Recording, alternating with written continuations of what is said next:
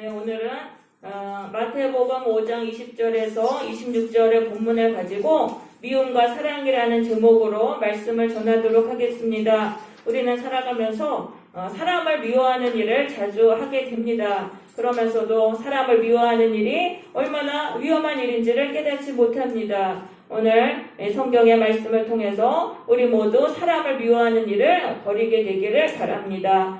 자, 이 본문의 말씀은요, 예수님이 이제 공생애를 처음 시작하시면서 산 위에 올라가셔서 무리들에게 하나님의 말씀을 가르치신 그 산상수훈 중에 일부가 되겠습니다. 자, 20절에서 보시면 내가 너희에게 이르노니 너희 의가 서기관과 바리새인보다 더 낫지 못하면 결코 천국에 들어가지 못하리라 라고 말씀하십니다. 서기관과 바리새인들은요, 구약의 율법을 아주 열심히 지켰던 자들입니다. 그들보다 더 의로워야지만 천국에 들어간다라고 말씀을 하세요. 그러면서 예를 들으셔서 지금 10계명에 6계명 말씀을 하세요. 6계명에 살인하지 말라고 하셨잖아요. 그럼 살인하면은 심판을 받으리라 라고 구약에는 말씀되어 있어요. 창세기 9장 6절에 보시면은 사람의 피를 흘린 자는 반드시 죽여라. 이렇게 하나님의 형상으로 된 사람을 죽였으니까 죽여야 된다. 이렇게 이제 심판을 명하고 있어요. 그렇지만은 예수님은 말씀하세요. 너희에게 이르노니 형제에게 노하는 자마다 심판을 받게 된다라고 말씀하십니다. 그러니까 사람을 죽여야지만 심판을 받는 게 아니라 사람에게 노할 때, 분노할 때 심판이 온다라고 예수님은 말씀하시는 거예요. 그래서 여기서 형제라는 건 주변의 이웃 사람인데 나랑 가까운 사람에게 노한다는 거는 화를 푸는 거예요. 화를 풀고 비난하고 공격하는 거예요. 그렇게 화를 폭발하는 그걸 하는 자마다 심판을 받게 된다. 심판을 받는다는 인생에 어려움이 온다는 거예요. 내가 사람에게 주변 사람한테 화를 내는 그 일로 인해서 내 인생에 이제 어려움이 닥친다라는 그러한 말씀이죠. 그런데 사실 그게 그런 거예요. 근데 구약의 율법은 그냥 살인하지 말라 이렇게 돼 있으니까 살인만 안 하면 심판이 안 오겠구나. 근데 그러니까 이제 서기관과 바리새인들은 구약의 율법에 그런 것들을 다 담아내지 못하고 있잖아요. 그렇기 때문에 그들처럼만 그 구약의 율법만 지켜가면 구원받을 수 없다라고 말씀하시는 거예요. 지금도 그래요. 세상법도 마찬가지죠. 세상에서는 뭐 살인하지 말고 간음하지 말고 도둑질하지 말라 이렇게 되어 있어요. 그러니까 나는 그것들을 안 하니까 나는 죄인이 아니다라고 생각하고 심판이 나에게 오지 않는다고 생각을 하는데 그게 아니라는 거예요. 이 영적인 세계에서는 그 작은 죄까지도 우리에게 심판으로 다가와서 우리의 인생이 이제 어려움과 고통의 인생이 되게 되는 것입니다.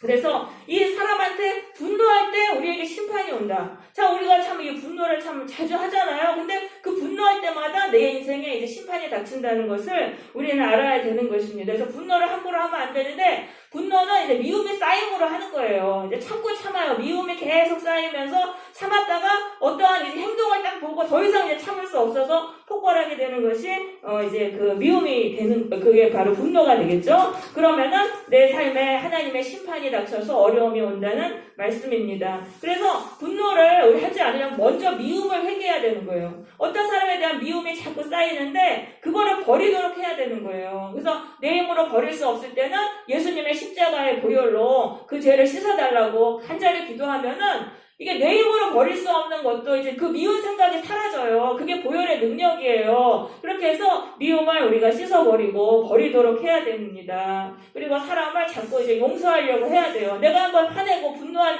그것으로 인해 내 인생이 저주를 받고 심판이 닥치는 거예요. 그러니까 우리가 사람을 미워하지 않으려면 용서를 해야 됩니다. 그 사람이 나한테 잘못을 했어요. 분명히 잘못했어도 원수를 갚으려고 하지 말아야 돼요. 내가 원수를 안 갚아도 하나님이 다 알아서 공의로우신 하나님이 알아서 다 원수를 갚아주세요. 그리고 우리가 하나님을 믿고 있다면 우리에게 일어난 일은 다 합력해서 선을 이루는 거예요. 로마서 8장 28절에서 하나님을 사랑하는 자에게는 모든 것이 합력해서 선을 이룬다고 되어 있어요. 어떤 사람이 나한테 잘못해서 내가 고난을 받았지만 그것이 결국은 나에게 다 선이 돼서 돌아오는 것입니다. 그러므로 그 다른 사람의 잘못을 용서해야 되는 것입니다. 요셉이 이제 형들에 의해서 팔려갔잖아요. 애굽의 그 노예로 팔려가가지고 얼마나 고생을 당했습니까? 그런데 결국은 이 요셉은 그 고난을 통해서 하나님만을 의지하고 하나님 앞에 신실하게 살기 위해서 노력하고 그렇게 그렇게 산 결과 그 애굽의 국무총리가 되었던 거예요. 그리고 이 요셉을 통해서 그 야곱의 가문이 다 그 기근에서 구원을 받았잖아요. 그러니까 이스라엘 민족, 하나님의 백성 전체가 구원을 받은 게 바로 이 요셉의 고난을 통해서 이루어졌던 것입니다. 그래서 이제 나에게는 고난이지만은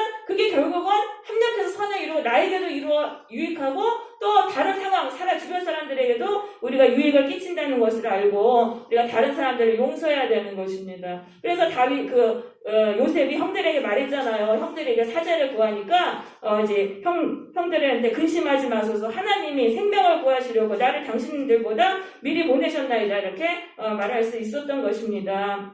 그래서 우리가 다른 사람의 잘못으로 고난을 당하지만은 그것이 결국은 우리를 하나님 앞에 바로 세우는 그런 사람이 되게 하고 협력해서 다 선을 이루게 하는 거예요. 왜냐하면 고난이 있어야지만 정신 차리고 하나님의 백성이 되는 거예요. 그렇기 때문에 그래서 하나님이 그 사람을 도구로 사용하셔서 우리에게 고난을 주시는 것입니다. 그런데 하나님은 그 악을 통해서 오히려 우리를 정결하게 하시고 또 다 선이 이루어지게 하시는 거예요. 그러니까 그걸 믿고 우리가 함부로 보복하거나 원수를 갚으려고 하지 말아야 되는 거예요. 근데 내가 다른 사람의 잘못에 분노하면 그것 때문에 나한테 심판이 오게 되는 것입니다. 그래서 다윗도 그걸 알았기 때문에 사울왕이 자기를 죽이려고 했지만 2번이나 기회가 있었지만 죽이지 않았던 거예요. 왜냐하면 다윗은 이 사울을 죽여서 그 하나님의 심판을 자기가 받을까봐 그것을 이제 두려워했던 것이죠. 그러니까 다윗은 그 사울왕의 죽이려고 했지만 계속 참고 인내하고 한 결과 다윗은 하나님의 마음에 합한 사람이 되어서 나라를 하나님의 뜻대로 잘 다스리게 되었던 것이죠. 그래서 우리는 분노를 하지 말아야 돼요. 다른 사람이 나한테 잘못했어도 분노하지 말고 그냥 모른 척하고 넘어가는 거예요. 그러면 그것이 나에게 큰 복으로 돌아오게 되는 것입니다. 우리 22절에 보면 형제를 대해서 라가라고 하는 자, 라가라는 거는 골이 비었다는 거예요. 머리가 텅 비었다. 그러니까 멍청하다는 그런 말이죠. 그리고 미련한 놈, 이것도 아주 그냥 천박하다, 이제 그런 뜻이에요. 아주 이제 심한 욕입니다. 이렇게 욕을 하면은 공회에 잡혀가게 된다는 거예요. 이 공회라는 건 이제 당시 사내들인 공회인데요. 하나님의 법정으로 끌려간다는 거예요. 우리의 영혼이 이렇게 주변 사람 상대방이 듣는 데서 그 앞에서 면전에서 막 비난을 하고 욕을 했잖아요. 그러면은 우리 영혼이 하나님의 그 법정으로 끌려가는 거예요. 하나님의 법정으로 이렇게 끌려가가지고 어떤 심판을 받냐면 지옥불에 들어가게 된다는 것입니다. 이건 뭐냐면 우리의 인생이 지옥불에 타는 것 같은 그런 고통스러운 그런 인생으로 우리가 던져지게 된다는 것입니다. 그래서 우리가 주변 사람들한테 막 비난하고 욕하고 이런 것들을 굉장히 무서워해야 되는 것입니다. 그게 다 나한테 지옥불의 고통으로 다가오게 되는 것입니다. 근데 사람들이 왜 화를 내냐면은 내가 스트레스 풀어서 내가 살아야 된다고 여기는 거예요. 내가 스트레스 이거 안 풀면은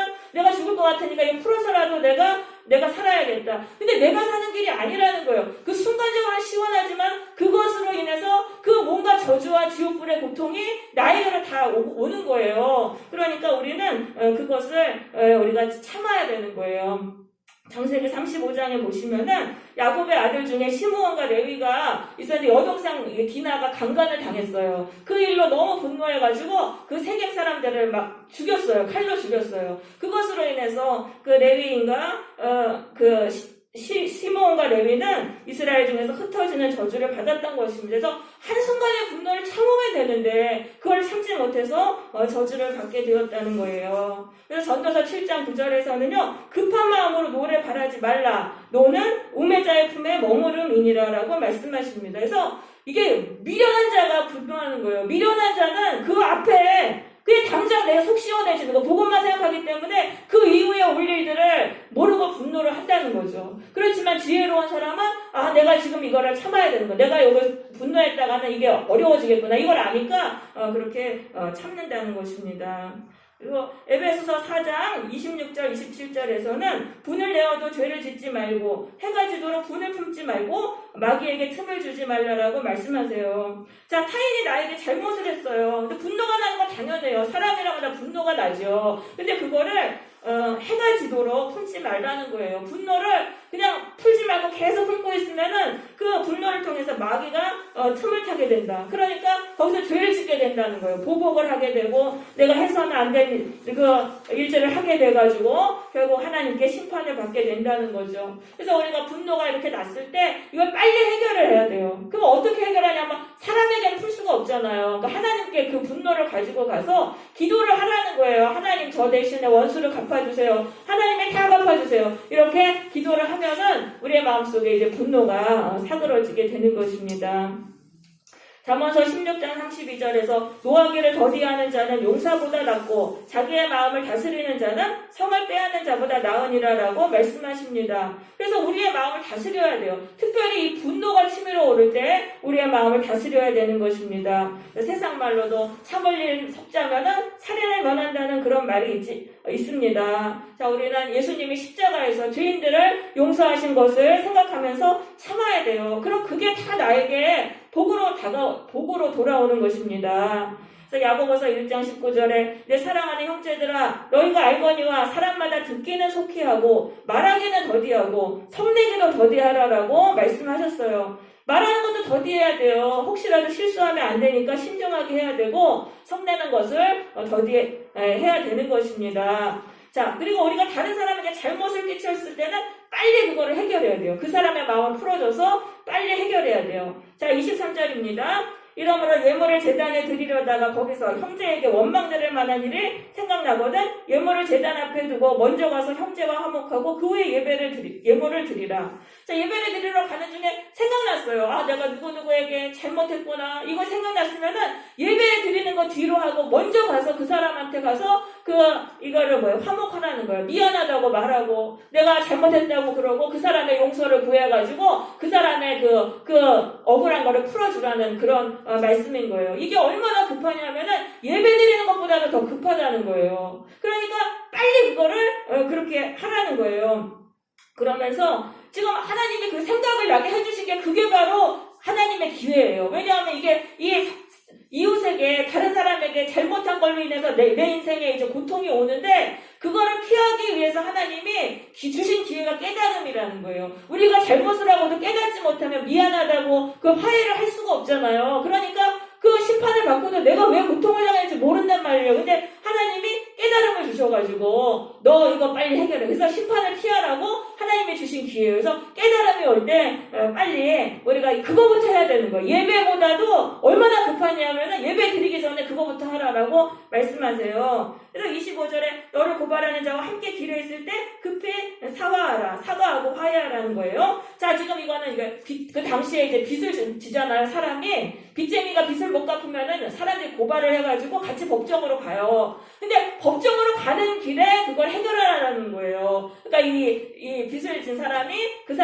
그 고발한 자에게 내가 잘못했습니다. 내가 언제까지 빚을 갚겠습니다. 이렇게 해서 그거를 해결을 하라는 거예요. 일단 법정으로 들어가면 끝난다는 거예요. 일단 법정으로 들어가면은 어떻게 됩니까? 재판관이 옥리에게 넘어져서 옥에 갇히게 된다는 거예요. 그럼 거기 갇히면은 그 빚진 거에 대해서 다 갚을 때까지는 거기서는 나오지 못한다. 그러니까 우리도 그래요. 우리가 어떤 사람에게 잘못했어요. 그럼 그 잘못한 것은 반드시 형벌로 돌아오는 거예요. 그걸 해결하지 못하면은 나에게 심판의 형벌로 돌아오는데 심판의 형벌이 닥치기 전에 심판의 그 감옥에 닿게 우리가 갇히기 전에 그걸 빨리 해결해야 된다는 거예요. 그러니까 이 법정으로 가는 길이 뭐냐면 하나님이 내가 잘못한 것을 깨닫게 해주실 때가 바로 법정으로 가는 데예요. 그러니까 그게 바로 이제 마지막 기회라는 거죠. 왜냐하면 조금 있으면 바로 이제 심판이 닥치게 되잖아요. 그렇게 해서 우리가 용서를 구하고 내가 잘못을 깨달았을 때는 그 사람한테 내가 잘못했습니다. 내가 이제는 안 하겠습니다. 내가 이제 앞으로 그러고 물질의 손해도 내가 이렇게 다시 갚아주고 이런 일들을 하라는 거예요. 그러니까 생각났을 때 빨리 하라는 거예요. 그 생각나는 게 바로 법정으로 가는 그때라는 거예요. 근데 생각이 나고도 미루는 거예요. 아, 다음에 하지 뭐. 이러면 그 다음엔 잊어버려요. 잊어버리고 안 해가지고 내 삶의 그 죄에 대한 형벌이 이렇게 다 닥치게 되는 것입니다. 그리고 또 이렇게 또 생각이 났는데도 또 안 하고 합리화하는 거예요. 아, 다른 사람들도 다 그 정도 죄는 짓지 뭐 나만 이렇게 죄죠? 이러면서 하나님이 깨달음 주셨는데도 그 심판을 피할 기회를 주셨는데도 그냥 합리화해버리면은 그걸 또 안 하게 되잖아요. 그러면 또 내가 그 저주를 다 받는 거예요. 그래서 아주 고통의 인생이 되는 것이죠. 그래서 아주 짧아요. 우리가 법정으로 가는 시간 길은 굉장히 짧은 거예요. 하나님이 나의 죄를 깨닫게 해주시는 때, 그때 바로 상대방에게 가서 미안하다, 이제 다시는 안 그러겠다라고 그렇게 우리는 해서 이제 화목을 이루어야 되는 것입니다. 그리고 이거를 이제 하나님이 깨달아 주셔도 근데 이제 고치지 않잖아요? 그러면 이제 그게 계속 반복이 되는 거예요. 습관이 되는 거예요. 그러니까 습관이 되면 이게 무서운 거예요. 그러면 죄를 지어도 이 죄라고 생각하지 않고 그냥 내 성격이야. 나 원래 이래. 이런 식으로 생각하는 거예요. 그러면 계속 이제 저주를 받는 거예요. 계속 그렇게 악을 행하고 죄인 줄 모르고 내 성격이라고 여기고 하면서 저주를 받는 그런 인생을 살아가게 되는 것입니다. 그래서 우리는 이게 이제 깨달음이 올 때 반드시 이걸 회개해야 된다. 그리고 이걸 알아야 돼요. 인간관계가 제일 중요한 거예요. 이 세상 살아갈 때 정말 이 인간관계가 엄청나게 중요한 거예요. 내가 사람에게 죄를 지으면은 내 인생에 고통이 온다. 이거를 깨닫고 인간관계에서 우리가 죄를 짓지 않도록 해야 되는 것입니다. 그러니까 돈 많이 벌고 공부 잘하고 성공하고 이것보다 더 중요한 게 인간관계예요. 인간관계에서 죄를 지으면은 그 저주가 다 나에게로 오게 되어 있어요. 그러면 인간관계를 통해서 우리가 심판을 받지 않으려면 어떻게 해야 됩니까? 어떻게 해야 되냐면 주변 사람을 무시하면 안 돼요. 무시하고 함부로 대하지 말아야 돼요. 사람을 무시할 때 그 사람이 굉장히 상처를 받는 거예요. 그러면 이제 죄를 짓게 되는 거예요. 사람을 무시하지 말아야 되는데 우리가 이 세상의 그 원리를 따라 살면은 이 세상에 잘난 사람, 뛰어난 사람만 다 잘해주고 그런 사람만 이제 높여주니까 잘나지 못한 사람은 무시하게 되는 거예요. 이 세상 속에 살면 그렇게 돼요. 그러니까 그러면 그렇게 해서 잘못도 안 했는데 잘나지 못했다고 무시하고 그렇게 죄 지어가지고 또 죄에 대한 저주를 받게 되잖아요. 그러니까 이제 우리는 예수님의 말씀을 들어야 되는 거예요. 예수님의 말씀은요, 이 세상의 말씀하고 정반대의 말씀이에요. 예수님은요, 네 이웃을 내 몸같이 사랑하라고 하셨고, 참 원수까지도 사랑하라고 참 그러셨잖아요. 그런 말씀을 들으면은 이제 우리가 자꾸 사탄의 유혹에서 이제 풀려나는 거죠. 그렇게 해서 우리가 사람들에게 함부로 무시하지 않게 되고 그렇게 되는 것입니다. 그리고 마귀는요, 이 세상 사람들에게 잘난 사람이 돼야 된다고 자꾸 미혹해가지고 우리를 죄짓게 만드는 거예요. 잘난 사람이 돼야 된다. 자꾸 이거를 세뇌를 시켜가지고 경쟁심, 비교의식, 우월감, 열등감을 줘가지고 서로에게 죄짓게 만들게 하고 그래가지고 하나님께 심판받아가지고 파멸되게 만드는 것입니다. 그래서 마귀의 속임수 중에 속임수가 뭐냐면 남들보다 잘나야 된다. 남들보다 뛰어나야 된다. 이게 바로 마귀의 속임수예요. 근데 예수님 앞에 나오면은 이게 마귀의 속임수구나. 그걸 알고 그 죄를 버리게 되고 사람 함부로 무시하지 않게 돼서 우리가 점점 심판에서 풀려나서 구원을 받게 되는 것입니다. 그래서 우리가 모여야 되는 거예요. 코로나 상황인데 왜 교회가 모이냐? 왜냐하면 이 세상에 다 따라가게 돼 있어요. 우리가 모여서 예수님의 말씀을 들어야지 우리의 생각이 바뀌고 그렇게 해서 우리가 저주에서 풀려나는 것입니다. 또 한 가지, 내가 옳고 다른 사람은 틀렸다고 여기는 이 교만과 독선의 죄를 우리는 버려야 되는 거예요. 내가 옳고 내가 잘났고 그럼 다른 사람 무시하게 돼요. 무시하게 되고 상처 주게 되고 그럼 그것에 대한 그 저주와 형벌을 내가 또 다 받잖아요. 그러니까 우리는 십자가 앞에 나가서 나의 교만과 독선의 죄를 계속 고백하면서 예수님 저를 좀 고쳐주세요. 이렇게 기도해야 되는 거죠. 그리고 뿐만 아니라 시기와 미움과 질투, 교만, 비교의식, 판단하는 그 수많은 죄들 이런 것들을 다 인간관계에서 우리가 죄 짓는 거예요. 이런 것들 때문에. 그러니까 이런 것들을 고백하면서 자꾸 예수님의 보혈로 고쳐달라고 기도해야 됩니다. 그러면 정말 고침받아요. 고침받아서 우리의 인생이 저주에서 풀려나게 되는 것입니다. 네, 골로새서 1장 13절에 보시면은 예수님이 우리를 흑암의 권세에서 건져내셔서 그의 사랑의 아들의 나라로 옮기셨다라고 되어 있습니다. 예수님의 십자가의 핏값으로 우리를 사셔서 흑암의 권세에서 건져내시고 그의 사랑의 아들의 나라로 오셨다. 그 흑암의 나라는 뭐고 아들의 나라는 뭐냐? 흑암의 나라는요, 미움이 지배하는 그런 세계예요. 그리고 아들의 나라는요, 빛의 나라인데 사랑이 지배하는 그런 나라인 것입니다. 그래서 그 요한일서를 한번 보겠습니다. 우리 주보에 있는 요한일서 2장 9절에서 11절의 말씀, 주보에 있는 말씀 한 목소리로 읽겠습니다. 시작. 이 가운데 있다 하면서 그 형제를 미워하는 자는 지금까지 어둠에 있는 자요 그 형제를 사랑하는 자는 빛 가운데 거하여 자기 속에 불이 피니 그의 형제를 미워하는 자는 어둠에 있고 또 어둠에 행하며 할 꼴을 알지 못하니 이는 또 어둠이 그를 멀리하니라.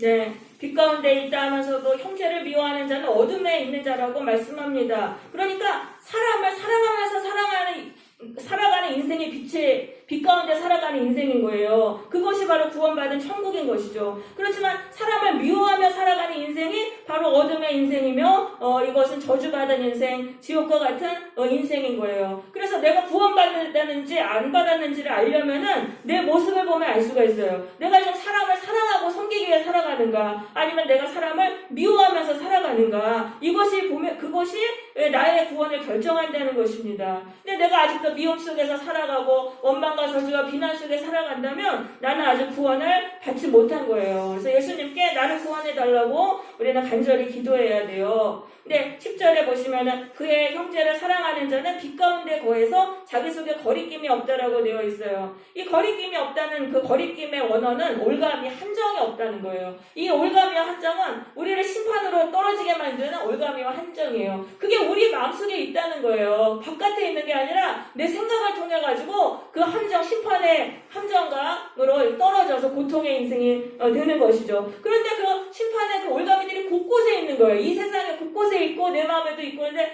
어떤 사람이 안 떨어지냐 하면은 형제를 사랑하며 살아가는 사람들을 사랑하고 섬기려고 그런 마음으로 살아가는 사람은 그 심판의 그 올가미에 빠져들지 않는다는 것입니다. 그래서 내 주변의 사람을 사랑하며 사는 게 결국은 나를 위하는 그런 삶인 것입니다. 네. 그 다음에 그런데 11절인데 사람을 미워하는 사람은요 어둠에 있다 그랬어요. 사탄의 지배 가운데서 살아간다는 것입니다. 어둠에 행한다는 것은 사탄의 조종을 받고 사탄의 일을 하면서 살아간다는 거예요. 갈 곳을 알지 못한다. 갈 곳은 천국이죠. 우리가 지금 구원의 길, 천국을 향해서 가고 있잖아요. 그런데 마음속에 미움을 품고 살아가면 천국으로 가는 길이 보이지 않는다는 거예요. 천국으로 가는 길이 보이지 않고 어둠 속에서 헤매게 된다는 것이죠. 그래서 미움은 우리의 영적인 눈을 멀게 해서 천국으로 가는 길을 가지 못하고 보지 못하고 멸망으로 가게 하는 거예요. 그래서 한마디로 우리를 지옥으로 끌고 가는 게 우리 안에 있는 이 미움이라는 것입니다. 사람을 미워하는 것이 참 무서운 거예요. 그래서 우리는 미움을 버리도록 우리가 있으면 살아야 돼요. 그리고 사랑하려고 살아야 돼요. 그리고 사랑하려고 살면은 빛이 오면 어둠이 떠나는 것처럼 미움은 저절로 사라지는 거예요. 그래서 사랑을 해야 되는데, 근데 참사랑을 알아야 돼요. 거짓사랑이 너무 많으니까 거짓사랑 버리고 참사랑을 해야 돼요. 그럼 참사랑은 뭐냐면은 하나님을 사랑하는 그 마음에서 정말 우러나오면서 다른 사람을 사랑하는 게 참된 사랑이에요. 하나님을 사랑하고 하나님 앞에서 바르게 살기 위해서 그렇게 해서 다른 사람을 사랑하는 것이 바로 참된 사랑이고, 그렇지 않은 것이 그 외의 사랑은 거짓된 사랑인 것입니다. 거짓 사랑은 이제 무엇이냐 하면은 이제 거짓 사랑은 나를 위한 사랑이 되겠습니다. 내 유익과 내 만족을 위해서 사랑하는 사랑이 바로 이제 거짓 사랑이에요. 타인이 싫어하는데도 내가 사랑한다고 하면서 계속 하는 거, 그거는 바로 거짓 사랑이죠. 내가 아무리 타인을 사랑한다고 해도 그 사람이 싫어하면 그거는 하지 말아야 되는 거예요. 그래서 내 방식, 내 위주의 사랑이 아니라 타인 중심의 사랑을 우리는 해야 되는 것입니다. 그리고 거짓 사랑은 뭐냐면은 하나님에 대한 사랑이 없이 사람을 사랑하는 거예요. 하나님 사랑하지 않고 사람만 사랑하는 거. 이거는 사람을 우상으로 숭배하는 것입니다. 그래서 이렇게 하면 안 돼요. 하나님을 제일 먼저 사랑해야 되는 거예요. 하나님을 사랑하는 그 마음으로 사람을 사랑하도록 하는 거예요. 해야 되는 것입니다.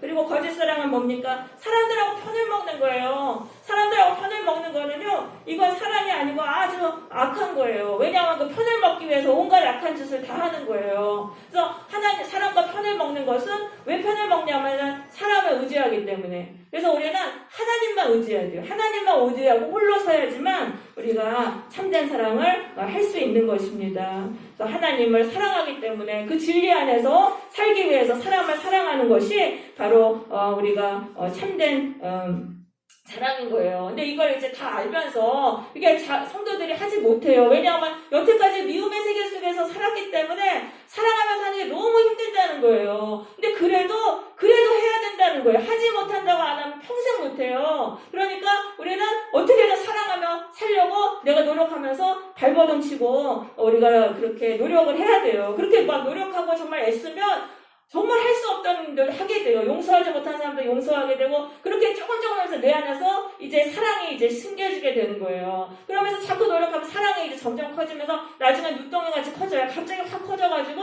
사랑이 우리의 삶을 지배하게 되는 것입니다. 그래서 우리가 자꾸 이렇게 사랑하면서 우리의 인생에 그 미움이 떠나도록 해야 되는 것입니다. 우리 이제 주보에 이제 구체적으로 말씀 좀 드리겠습니다. 주보에 에베소서 4장 2절. 우리는 사람을 사랑하기 위해 어떻게 해야 됩니까? 모든 겸손과 온유로 하고 오래 참음으로 사랑 가운데 용납하라고 되어 있어요. 겸손해야 되는 거예요. 내가 잘났다는 생각 버리고 나보다 저 사람이 더 뛰어나다.